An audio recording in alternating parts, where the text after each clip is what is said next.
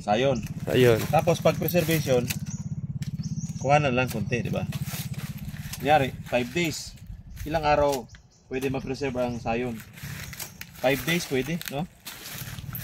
5 days preservation. Kasi ano mo lang, naka-dump cloth ka lang. Balutin mo to ng dump cloth. Tila. Pakita mo yung tela. Yun, tela. Basahin, no? Basahin ng tela, tapos ito pang takip. Oo.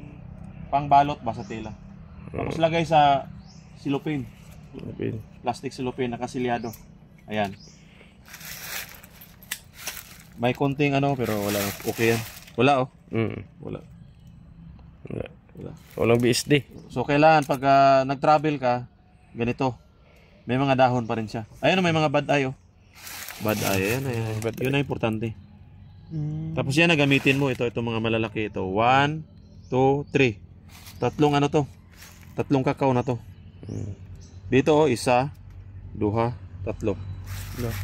Paano pagkuha ng ano? Sayon? Pagkuha, ano? Ito mo. So, maghanap ka lang, oh. Tulad dito, ito. Halika. Yan. Paano malaman na yan ng kukunin? Mayroon pa mga bad eye, oh. Yan. Tapos, kuha ka sa dito banda. Sa mga crown niya. Huh? Wala na to, eh. Oo. So, tanggalin na yan. Ganun pa rin, oh. Diba? Yan.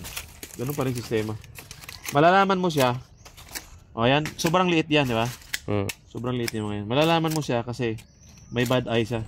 Pakita ko sa iyo. At saka yung kulay na green at saka brown. Ayan, oh. Meron, no? May mga mata siya, di ba? Tapos, tingnan mo kung may BSD, wala. So, huwag ka muna mag-final.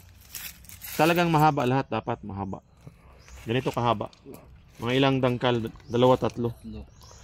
So, wag mo na i-final na ganyan lang kaliit. Wag mo na.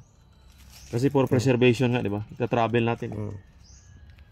Sa akin, sa Cebu, Manila, nabuhay lahat.